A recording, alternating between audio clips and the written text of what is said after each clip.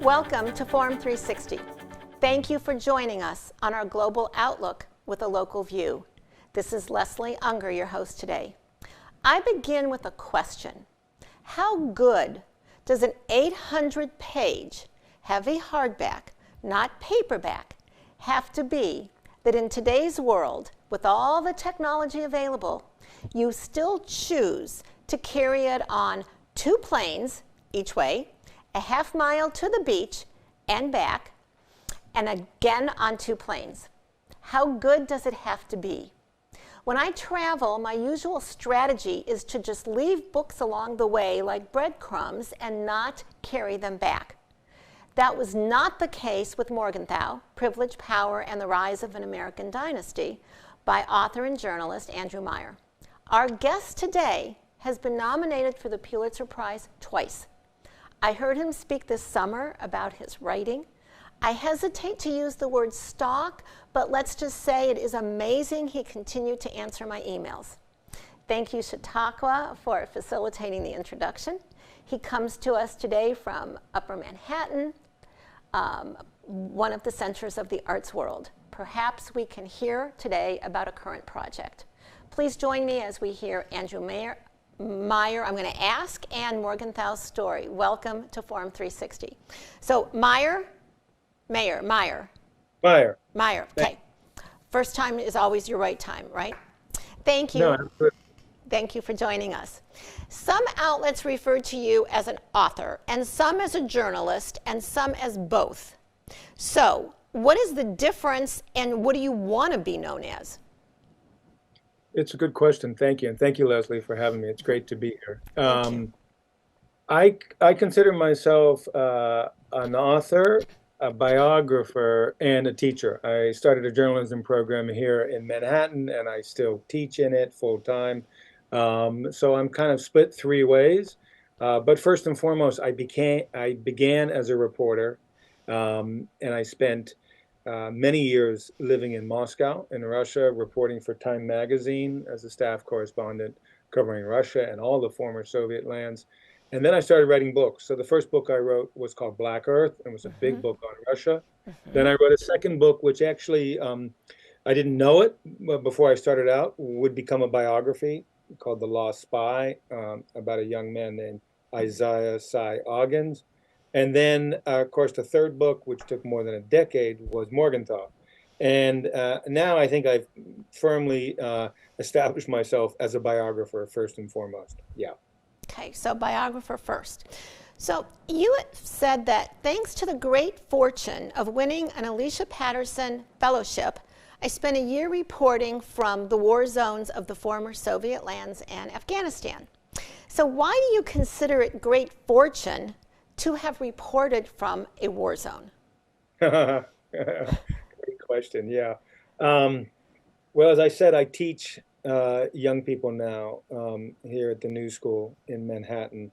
And 19 to 27-year-olds, students in college, may or may not realize it, but they all are hungry for one thing right now, and that is reporting. Good, factual, accurate reporting. And some of them even become war reporters. I have 2 former students right now who are reporting in Ukraine. We have former students who have graduated and are in Israel. Obviously, we have more wars today, and the United States is engaged not militarily, but engaged in terms of foreign policy on as many fronts as ever in our history. It's extremely important. And coming out of college when I did, the rise of Gorbachev, perestroika, glasnost, all that sort of distant history, 30 years ago, if you were to be a reporter, a young reporter, the only place you wanted to be was at the front lines in the former Soviet Union. Wow. When all of these little wars, little did we know that 30 years later that we would have a massive war on the European continent. Of course, the largest war since World War II. And in the late 80s and early 90s, it was the most exciting place to be, having been a graduate student, first at Oxford and then in Moscow. I knew I wanted to write, I knew I wanted to report, and I just happened to have the great fortune, as you said, of being in the right place at the right time. Are there lessons that you can learn reporting from a war zone that apply to life? Or is the life in a war zone and reporting completely separate from the rest of one's life? Absolutely. It's a great question. I think that so much of modern life, wherever you are, comes at you so fast. It's disorienting. The news cycle is no longer once or twice a week, as it was when I was working at Time Magazine. The news cycle was you talked about a story, you talked with your editors, you then went out and you reported it, you saw what worked, what didn't work, what you could find out, what you could learn. You wrote something up, and by Friday evening, you did what's called put the magazine to bed. You closed the magazine in New York, and I might be in Ukraine, I might be in Moscow, I might be in Afghanistan. But that was the cycle. Once a week for Newsweek, for either Newsweek or Time Magazine, a news magazine.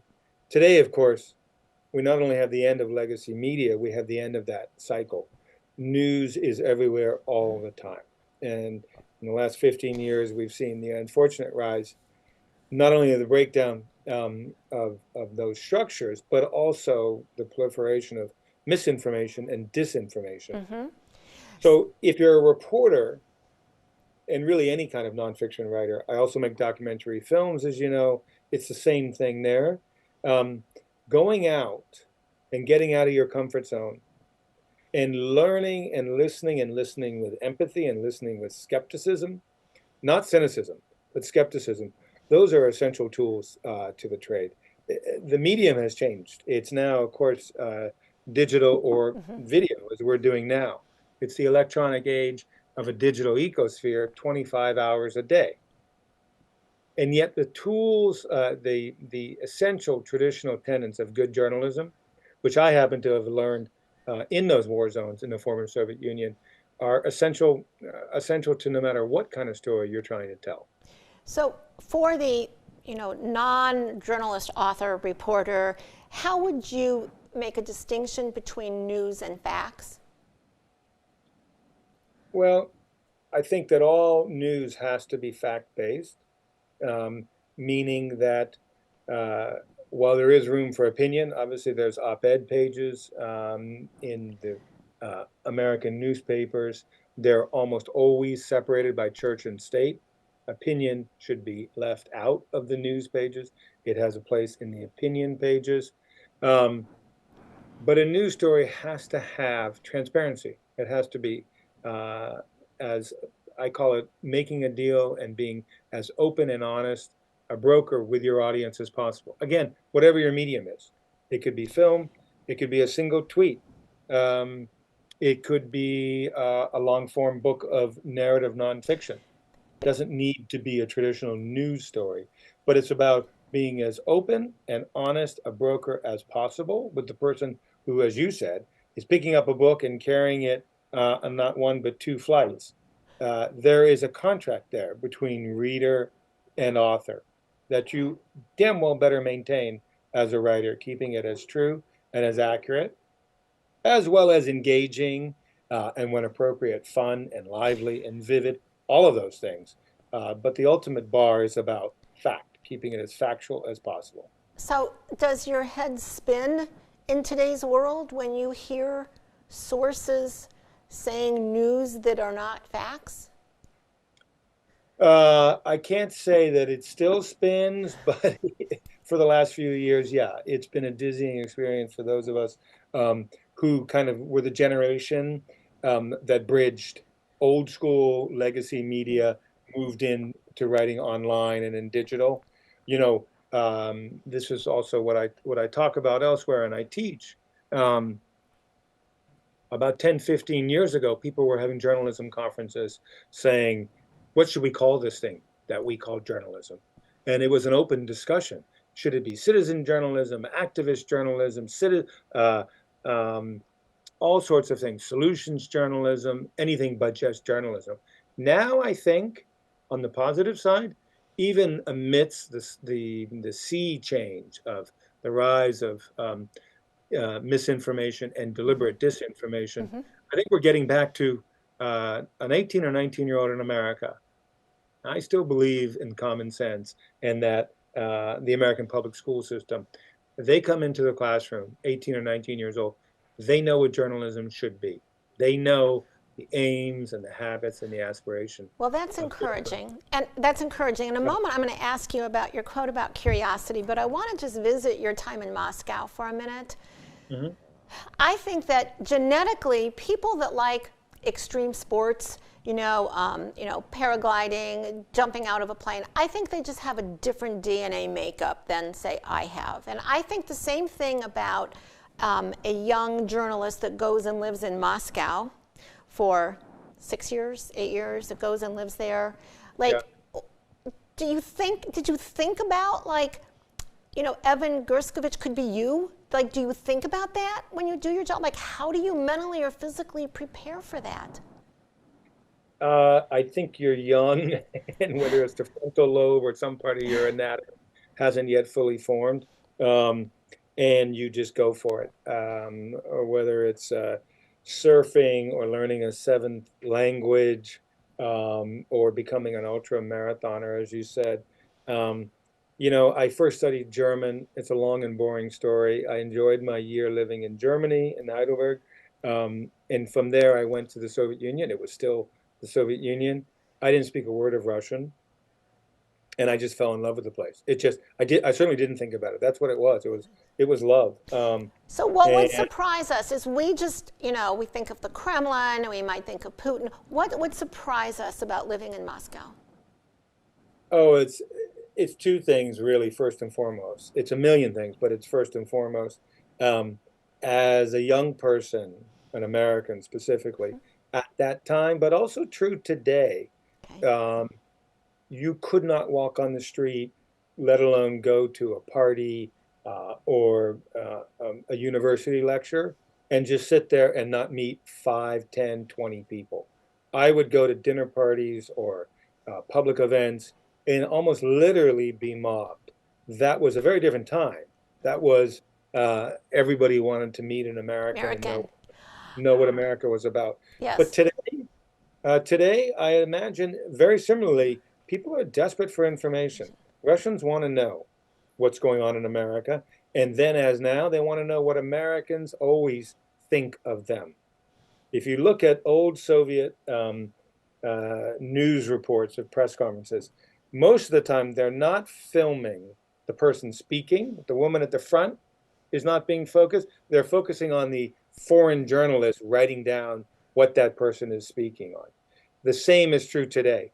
The unfortunate, disastrous meeting that happened in the White House with President Zelensky and President Trump and Vice President J.D. Vance on Friday, that was instantly reported immediately in Moscow. And the same thing happened. What are they saying about us? There's a Russian fascination with the rest of the world, yes, but specifically Specifically. with the Americans. They want to know what you and Hmm. I and people listening to us think of them. And many times, then as 30 years ago and now, we can say things that they cannot say. Yes, I found that out. I was in Beijing in '98 and walking around Tiananmen Square, it was like I was a rock star or something. People just coming up and wanting to talk to me and wanting to try out their English. And I learned very quickly that this is not America. You just can't say things about democracy or whatever.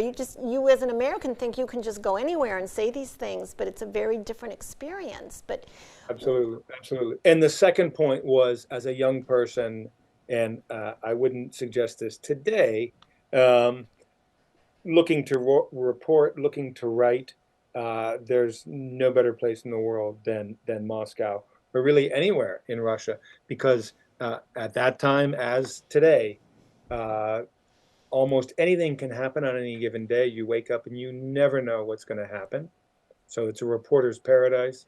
It's a reporter's dream, and and also at the same time, you felt like, okay, There might have been 50 American reporters. There were so many stories, so many opportunities as a young person to get your foot in the door. Now, today, young people might be going to China, they might be going to Right. Latin or Central America, someplace a little bit more safe. You mentioned the Wall Street Journal reporter Hmm. Evan Gershkovich, who Hmm. obviously was arrested, spent time in jail. That's why I wouldn't recommend going to Russia right now. But that doesn't mean that it's not a fascinating place and it's such an Right. underreported, important place to write about.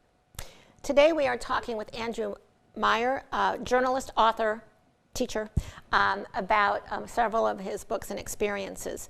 You talk about, there's two topics I want to touch on, your teaching and Morgenthau, but you said that the only one tool essential to writing is curiosity. Can you talk more about that? Are you just like born with curiosity or not, or is that something that you can develop? It's a fabulous question, and it took me a long time, probably I would say 5 or 6 years of teaching in the classroom before I realized that's really the essential question. And I recently did a workshop with a group of young but professional journalists in Accra, Ghana. And they kept saying, um, I'm curious about this. I'm curious about that. Um, Many of them were women, some of them were podcasters, uh, doing all kinds of different media in Ghana under some of the same restrictions that happen in other countries, and many of the same or greater economic constraints that media in this country are certainly familiar with. And they kept going back to that word curiosity, and I said, that's 98% of the game. If you are curious about something, if you wake up in the morning, it could even be at the edge of your bed. It could be outside your window. It could be on the bus or the subway or when you get in the car. You see something and you think twice. What's that about? What was that? We all have that. I mean, it really is a God given gift or talent. The ability to think, okay, what is that? It's sort of almost at the corner of your eye. But I can't, and I say this in the classroom all the time, the students, I'm sure, are sick of hearing me say it. I can't teach that. We Mm-hmm. all have it. It really is a God-given gift. But it's our obligation as professors, as teachers, as colleagues to develop it like any other craft. And you actually can develop curiosity. I've heard business executives talk about this. It's the number one trait they want to hear. I've heard venture capitalists, doctors, nurses, pilots. It is the germ of so many great ideas that we call, innovation. It's also the germ of so many great ideas that we call investigations. It was something that Robert Morgenthau, the DA, he was born with an extraordinarily strong sense of curiosity. Thank you Um, for that transition to yeah. Morgenthau. Well, it's something that I definitely heard from him again and again. Um, his curiosity was undercut, pervaded with um, skepticism and suspicion. Yeah, literally driving along the West Side Highway here in Manhattan, the big avenue that runs along the Hudson River. If he saw something that didn't look right, he wasn't just curious, he acted on it. And that comes through in the book in case after case. Whether he heard something, came across a document, saw something on a surveillance wire by the FBI, if it didn't add up, he would say, check it out. But it was really that first sense of curiosity. That's weird. That's odd. Mhm. So I always tell students and colleagues, if it doesn't sound right, try to check it out. Try to understand what is going on. When I was reading Morgenthau, so I'm sitting in a chaise lounge in Puerto Vallarta on a beach, and I start talking to a gentleman next to me, and it turns out he was a doctor who had spent his entire life in Manhattan, and he asked me what I'm reading, and I tell him, and like the name doesn't ring any bells with him. Now, Morgenthau was 50 years a DA. Can you tell us, like, why does it matter who is DA? Oh, It doesn't. it's a great question. Well, I think most of most of my friends and neighbors here in Manhattan would be well situated to answer that question right now. So Morgenthau was almost 10 years a federal prosecutor. He was the U.S. attorney in what's called the Southern District of New York. That's the large federal district um, in Manhattan. It became rather infamous during the first Trump presidency, and it will become back in the news again. Under Morgenthau, it became known as not the Southern District, but in quotes, the Sovereign District, because in large part due to his ego and his power, the power that he accumulated. And then he became DA of New York County, Manhattan, and a little bit more for about 35 years. But the joke was when I met him, he was introduced at meetings and press conferences as the DA of New York uh, for 35 years and perhaps for life. And then sometimes in private, people would say, yeah, not just for life, but and For after. life. And to a certain extent, that was true. It wasn't hyperbole. And Cyrus Vance was his handpicked successor. Um, Mr. Vance served as DA of New York for 12 years, 3 terms, and now we have the successor to Mr. Vance is Alvin Bragg, who has had his own moment in the national spotlight, bringing the first ever case against a former president, as well as many other cases. Um, it is, I like to say, the second most important job in New York City after the mayor. And it is a political office. You're elected. And Manhattanites for many, many years went to the polls, but just took it as fact, almost gospel, that Robert M. Morgenthau was going to be their DA for another 4 years. He served a total of 9 years. When I met him, he was 89 and he was going to run again. And he had a pretty good slogan, 90 and '09. And he probably would have won. Um, he retired. Of course, he died a little more than 5 years ago. He was almost 100. He died 10 days short of his century. Um, he left an incredible legacy, an incredible tenure, and early on in all the research I was doing, as I said, the book took more than a decade, uh, hundreds and hundreds of interviews, archives around the world. Our kids started out as babies and ended up um, almost having graduated high school. And finally, I went to go see one of the 90 plus former um, assistants for the DA's office who had become judges, everything from family court all the way to Supreme Court. And I saw Justice Sonia Sotomayor. And it was Sonia Sotomayor who gave me the one of the best answers to your good question. And she said, you know, the thing about Bob, she was one of the few to call Robert Morgenthau Bob. Most of those who served under him called him the boss, capital T, capital B, um, was he had this legacy of service behind him.